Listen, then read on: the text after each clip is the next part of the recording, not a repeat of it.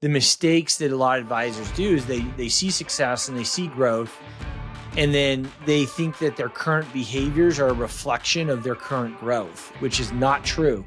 Current growth is usually a reflection of past behaviors. Especially in the big firms.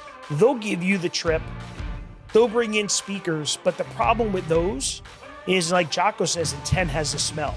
Their speakers, their consultants are focused on, we're going to frame it up. So for me at the insurance company, how does this frame to sell more of our product? Every phase of growth literally requires a different type of leader. Welcome back. This is the Broken Dealer Podcast. I'm Daren Blonski, your co-host with Carmine Corino. I'm excited to talk about this topic today because it's all about self-development. It's all about coaching. It's all about masterminds. How do you invest back in yourself? One of the things that Carm and I got instilled into us early on in our careers is you need to invest back into yourself and personal development. So both him and I contribute about 10% of our budgets every year to workshops, to certifications, to masterminds, to coaching programs. Because one of the most important things you learn in this industry, the instrument of this industry is you. And you have to develop yourself and get better if you want to become a great advisor. And as you become a great advisor, you transition to the next phase of your career that demands that you're constantly improving yourself. So we're going to talk today about some of the things that we've done, some of the tools, resources, things out there that might help you develop as an independent financial advisor. Carm, top 3 things that you do to develop yourself every year. So my PD budget, yeah, very funny, Daren. My PD budget is tracked. So catch that first thing. He literally has a budget for his personal development. Yes, so sir. The question is, does your P&L have a PD budget on it? So I have it categorized. I know Daren does as well. So let's start at the basic, 5 to 10% of top line. Okay. What does that include? For me, it includes concierge doctor, gym memberships, standing chiro appointment, which I have today at 4:30, masterminds, which I'm a member in multiple. Daren and I just got back from a great trip out to Park City, Utah with our group. We're going to talk about that. Business coaches, I have 3 books I read. I have a Kindle full of stuff. So it's everything. How I would sum this up is anything that you spend money on to be a better human. Not a better advisor, not a better leader, a better human. And reason why I say that is my workout regimen doesn't necessarily make me a better leader, but it makes me a better person. I'm well equipped mentally and physically to take on the day-to-day BS that we have to deal with every day. And for me, that daily ritual that I have is somewhere between 3.5 hours a day. Tell us what your ritual is, Carm. So it depends on the day, but if you factor in my meditation time, 2 20-minute sessions a day. I practice transcendental meditation, have for about 8 or 9 years. My sauna session before dinner, it's about 20 minutes. My workout regimen is always in the morning, first thing in the dark. This morning is 4-mile run and then about an hour workout after that. And 2 stretching sessions, one in my home before I leave my home, whether I'm running or I'm at the gym. And then one at night has compression boots, Theragun, and then normal stretches. And that is about 3.5 hours of working on myself a day, give or take. That's the full regimen. Now, there are days that I may not get a sauna session in because maybe I have my son has a hockey game. I never take intentional days off from working out, but life gives you days off like yesterday. Driving back from my daughter's college. By the time I got home, I just couldn't get a workout in, right? That's a really interesting little nuance there that I think is important for those who want to be consistent with exercise. Because I think, Carm, you and I, one of the ethos that we share together is we're both pretty hardcore exercisers, right? Yep. And at least in the spectrum of things. And that, I think that's an important little learning there, that never take a day off, just let life give you the day off. Mm-hmm. It's always, and I think that's certainly true with me, because there's always stuff that gets in the way of a workout. But if I have the day, I'm taking it and I'm going to work out. Yeah, and it's the mental benefit, not the physical. For me, it's the mental, not the physical benefit. And I call it training with intention. So I had this. Everyone works out because they say I want to be healthy. Okay, great. What does that mean to you? It could be I want to weigh a certain weight. I want to fit into a certain size pants. I want to look better. I want to feel better. Me, I want the metabolic age of someone 15 years younger than me. So for me to do that, right now I'm about 9 years. So I still have a little ways to go. I started this journey about a year and a half ago, is I have to do more volume. So what does that mean? Sauna for recovery, stretching, the compression boots for 20 minutes a night, just on that. Hot tub sessions just to loosen up, sleeping better, supplementation is huge. All those things, and again, having that vision of what you want and then reverse engineering it is what I call training with intention. Not, I'm going to go to the gym and just so I can check the box to work out. There's too much at stake. Like, I take that responsibility very seriously. It's my responsibility to be the best version of myself for my wife, for my kids, for my team, and even for you, Daren, on these podcasts. So for me to have be the best version of myself, that to me that's my responsibility. Amazing, Carm. Touched my heart. Yeah. So PD includes the cost for all that stuff. 3 business coaches. Hired my first coach in 2009. I don't want to skip over some stuff here. So sleep, okay? I literally used to get mad at myself if I slept more than 6 hours a night. Oh. And then after losing my dad from Parkinson's and my brother from alcoholism, and like really starting to rethink like what are all these mental health things that are so important. And as I did research into these degenerative diseases, sleep is so fundamentally important, and sleep etiquette is so important. In fact, I have this Aura ring, which is amazing. And Aura is not paying me to say anything about, but just looking at your sleep rhythms and when you get REM and how long and when. And now it's like, I make it a literal goal every night to get my sleep etiquette dialed so I get all these restful phases in gear. And the changes from a biology standpoint in your brain are massive for that longevity and getting to that metabolic age lower than your actual age. But sleep is just so important. And I think a lot of high performers like you and me, people that are just go-getters, think that sleep is, and get taught that sleep is like just something that we have to do, but we try to do as little of it as possible. And it's so wrong. Huge misconception. If I'm sleeping, I'm not grinding. And I'll tell you, I see the difference. Nights I have bad sleep, I track every night's sleep. I get a score, how much deep, how much REM, and that's important. In fact, just, you want to stop drinking, look at the difference with your sleep patterns when you have one drink. Just one. All you need. Or take one of those gummies and see the quality of your REM. You may fall asleep and stay asleep, but the devil's in the details. Mm-hmm. Oh, I have to, and I'm sure you've heard this, I have to take one of these in order to sleep. I go, well, look at it. You use some kind of monitor, an Aura or watch. I use a watch, whatever. And I guarantee you will see a difference in sleep quality. And I've seen the difference in days that I get great sleep and days that I don't. It's not perfect. My daily routine is not perfect by any stretch. It's consistent, but there are days there that it doesn't all pan out the way I want it to be. But you know what? The next day, I'm back up and I'm doing it back over again, because consistency will beat intensity every time.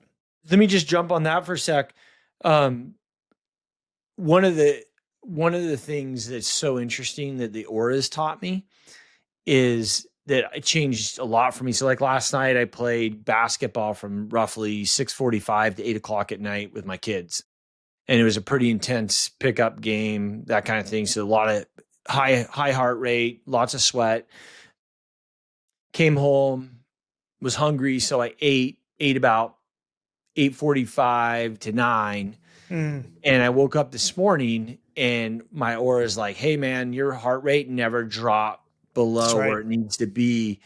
And what you learn is that literally if you eat too late, your heart rate has to do so much, your heart and your body's doing so much digestion that you don't actually get your heart rate down to where you need to be to get full recovery in for that night. And the timing of what you eat, how you eat it, when you eat it, is absolutely critical to your sleep. And I know a lot of professionals that are like me, like you work all day, you come home, you're running kids to sports and activities, you all get home at 8:30 at night, you pound some food in your face, try to get everybody in bed before 10 so they can be up and ready for the next day's activities. And you do that over 30 years and your metabolic age gets smoked because you're not hitting REMs that you need. And your brain is literally not clearing all the garbage and the toxins out of there. And that's where you start developing these really weird degenerative diseases, insulin insensitivity, those things that we know lead to breakdowns in the body. So back on PD here for a moment, personal development. So business coaches are very big for Daren and I. I have 3 right now, and I hired my first one in 2009. And I can tell you. What roles do they play for you? I have an operations consultant. Okay. So purely on the operations side, Joe Lucas, who is a specific to financial advisors coach. He's been doing it for over 30 years. Daren and I, that's where we had met on one of his events. I've been working with him since 2017, I believe. And then I'm a member of Dan Sullivan's 10X program. So I go to Chicago every quarter. I'm going next week. I was in debt. He was the first business coach I hired back in 2009. I did 3 years with him from 2009 to 11. And by tracking my PD budget 2 years ago, I saw that I was short. So that's when I re-engaged. And I'm going on year 3 in the 10X program because my PD budget was short that year. But if you're not tracking it, number one. Number two, identifying what goes in that PD budget. Again, that filter, making yourself a better human, then it gives you the data to make those adjustments of either cutting back or increasing. But I could tell you this with the utmost certainty, our massive growth in the last 5.5 years is in lockstep with my increase in personal development and in my increase in my discipline for my physical health. I don't know where the physical health correlation comes from. I think it's because the discipline you need to do that is much harder than in business, I believe. But the PD budget makes me a better leader and always thinking 5 moves ahead. And I think that's allowed us to scale in the way we have in the last 5.5 years. And I can tell if an advisor is going to grow and scale. In our assessment, we have 1 page just on PD. What are you doing? What conferences you're going to? What podcasts you listen to? What were your last 3 books that you read? How often do you do a sabbatical to work on your business, not in your business, right? These are simple things, but most advisors get caught down in the minutia and don't think it's important. It's required for you to scale, no doubt. You can grow, you're not going to scale, or it's very hard for you to scale. Well, we've all seen those advisors that are maybe killing it in their business, but have significant health issues creeping up too, right? So I think one of the mistakes that a lot of advisors do is they see success and they see growth, and then they think that their current behaviors are a reflection of their current growth, which is not true. Current growth is usually a reflection of past behaviors. Mm-hmm. And there's always a lag effect. And then and I think that's how all of us slip into bad health, right? We're like, oh, well, one day won't matter. Another this, another that, it's no biggie. But if you're not on the edge of developing yourself, you're shorting the future development in the future self by not doing it today. Who you are today is a function of your habits of yesterday. And so if you want to be someone new, the habits today have to shift for the future self. And that's just a reality. So if there's no commitment to self-development, no commitment to changing who we are as people for the better, you're eventually going to run aground. And that's just what we see over and over again. Mm-hmm. So going back to, hiring coaches. So what you heard from Carmine is that there's these different roles in life, and it's very similar in mine. Where I've got Joe, who's I call him my professional coach. When I have big decisions I'm making strategically, he's talking to a lot of advisors. I'll run those ideas through him. What do you think? Get different perspective on it. from him. I've got my personal coach that is keeping my head straight, right? Like working on my own personal trash and how do I keep a positive mental attitude at all times and stay focused on being the best human I can be. And then like Carm, there's operational coaches in the mix that are helping me with structuring the company. And, but that's also where masterminds come in, because a lot of coaching can come from peer group, right? So one of the things that Carm and I do is every 6 months, we meet with this group every month on Zoom, but every 6 months we're in person with them, and we all get an hour to present some issue that then the table workshops together. So think about all these great people who have led businesses, running businesses. A lot of them have done things I've never done before, and vice versa. And you put that item in the middle of the room and say, what do you all think I should do? Or what are some resources to working through this? Been super helpful for me as far as business development. And one of the things I think, Carmen, I go back to what I was saying a minute ago, that you don't notice sometimes in life is that those little actions that you take every day, or those meetings with these other advisors in the mastermind, and how that contributes to an overall level up in your mind. And I think that's why it's hard to do those things all the time, is because you don't see the immediate result. But then, and I call it the law of spaghetti, right? Like if you look up really close into a picture of maybe a bowl of spaghetti, you just see all this mess and nuance. But when you step back, you see the whole bowl and you see an organized bowl of spaghetti there, right? Like that's kind of the metaphor I think about with self-development and improving. There's also another leadership principle that's called the law of the lid. John C. Maxwell created the law of the lid, 21 irrefutable laws of leadership, which is a cool book to check out. But he talks about the law of the lid. And to Carm's point, like you can grow without self-development, personal development, but you're going to put the law of the lid on your organization. And what got you here won't get you here. And that's Marshall's book, which is a really interesting book. You had Marshall's book with Science of Scaling with 10X, Who Not How from Dan Sullivan, add in like John C. Maxwell's or the Leadership Challenge, put all those books in a soup together, and you start seeing what capability development is and why it's so important for a leader. Because organizations go through, if they're going to grow, they go through, and we know this from an organizational development standpoint, industrial psychology standpoint, they're going to go through different phases, and each phase literally requires a different type of leader. So get me said again, every phase of growth literally requires a different type of leader.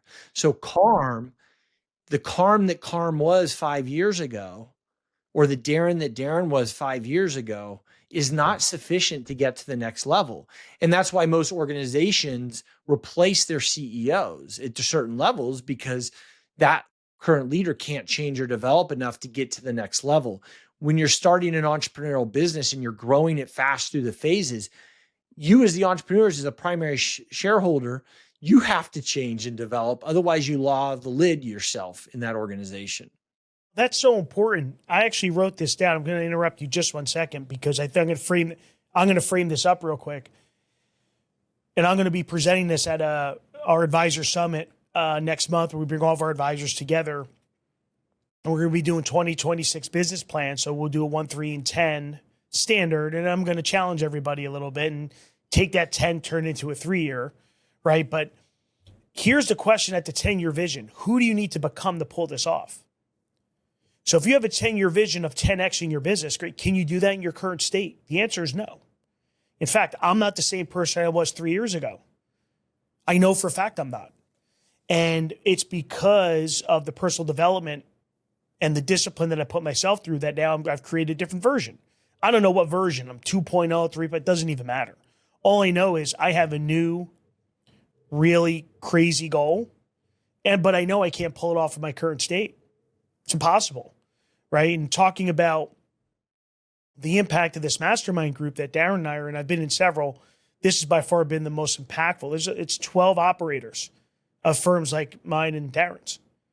We're presenting our biggest issue, opportunity, concern, and getting feedback from people that we all know very well at this point that are all givers, will take the shirts off their back for one of us, And, you look at our text thread and our email threads of all the support.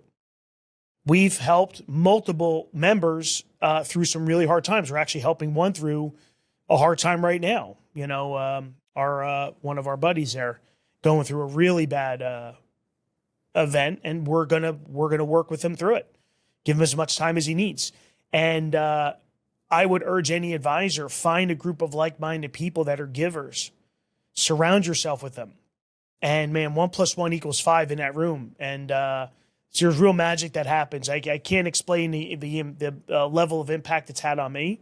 I can't see myself not ever being in some kind of mastermind group. I hope this group stays together forever. We got such a great mix of people, right, Daren? Would you, from the day we started the group to now, you think this group we have today is by far, in my opinion, the strongest we've had ever? Yeah, I think we've got a lot of really great operators. Well, one of the things that makes the group so much fun is that Carm and I, for 2 days, just sit there and rip on each other. Mm-hmm. And that makes it a lot more fun. Pretty much. Carm, to your point. So while we were at that mastermind last week, my son sent me a video and he got his first dunk on a 10-foot basket, which I know, Carm, is something you'll never be able to aspire to. But some of us other people that aren't so vertically challenged, it's something we aspire to. And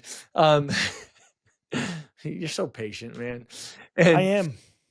so he sends me this picture of this, and he slams it and dunks it, right? And then the next day he says, Dad, I went back and it was just like super easy to dunk the second day. And I'm like, yeah, that's how it works in life, bud. Like what happens is once we break those barriers, then we can do it really easy. Or it's like when I was doing CrossFit, it's like a muscle up. Do you know what a muscle up is, Carm?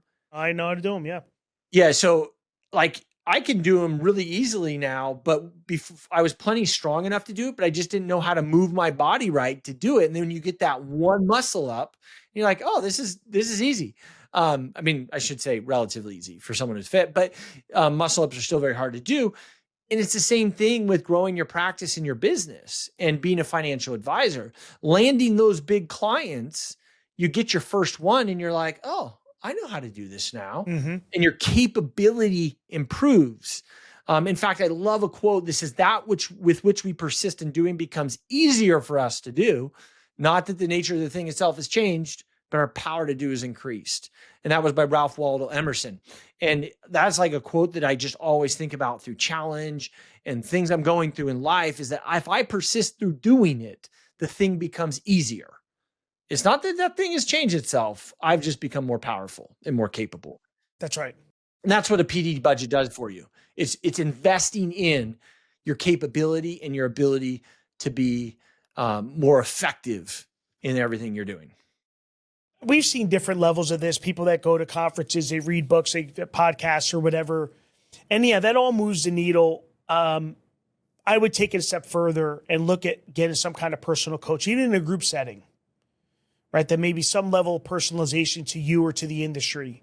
I had general coaches from 2009 until I hired Joe Lucas, because I said, I need a specialist. I need someone that has dealt with thousands of advisors before. Because when I go to him with some issue, opportunity, concern, he's like, oh, I've dealt with this 10 times. Or by the way, I'm going to connect you with so-and-so. He just went through this.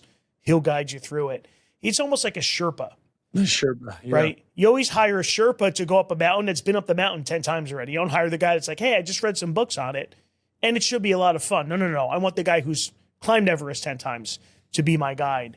But these groups have been so powerful, and even around shared, it's just like economies of scale. So Daren and I are we're making some huge changes at Sonoma and at Cornerstone right now.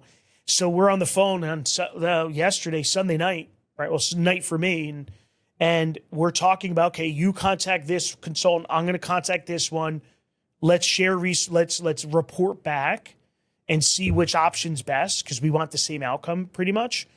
So dividing and conquering, we cover a lot more ground and we get a lot different perspective from different specialists in this arena. It's one example of the power of community. And you don't find that a lot of places, especially in the big firms. They'll give you the trip. They'll bring in speakers. But the problem with those is, like Jocko says, intent has a smell. Their speakers, their consultants are focused on, we're going to frame it up. So for me at the insurance company, how does this frame to sell more of our product? At the wirehouse, how does this frame to only sell the things we have, agreements with, or whatever the case may be? Not in the independent space where we just want to make you a better human. That's our goal. And there's a big difference, because I had at that insurance company a lot of consultant access because of my level with them. But it was all, if you peel that onion, it was all for one pot of gold at the end of their rainbow, not mine. Well, and I think that's such an important point that I find is true as an independent advisor. Like, the intention is, if Carm could be the best Carm possible and Daren could be the best Daren possible, we're going to attract the best clients possible and we're going to be the most successful. And there's not like I guess there's a purity to the business model that I just really value, that I think can get convoluted when you have to serve a larger God other than the client. And whenever there's some other org put above the client, whether it's explicit or implicit through acts of omitting or through acts of committing, that's the issue with the broker-dealer model, is that it puts the org above the client's interests. And they all, don't get me wrong, they all give lip service to the idea that the client is first and the client's most important thing. But at the end of the day, if you're serving a P&L and you're serving a reporting cycle, whether it's private or public, it is not the client that is most important. That's right. It is the balance sheet. Great point. So we're going to leave it there. Again, just to recap, investing in yourself is absolutely critical. Both Carm and I have personal development budgets where we're working on developing ourselves as leaders and increasing our capability and capacity to lead our organizations. If anyone has any questions for me and Daren about how to start executing a PD budget, or wants to pick our brains on what worked and what hasn't, please reach out to us. We'd love to talk. Absolutely critical. Feel selfish when you first start, but then you realize the importance of it, because you as the advisor are the crux to your practice. We'll leave it there. Have an awesome day, and we'll be back next time on the Broken Dealer Podcast. Take care.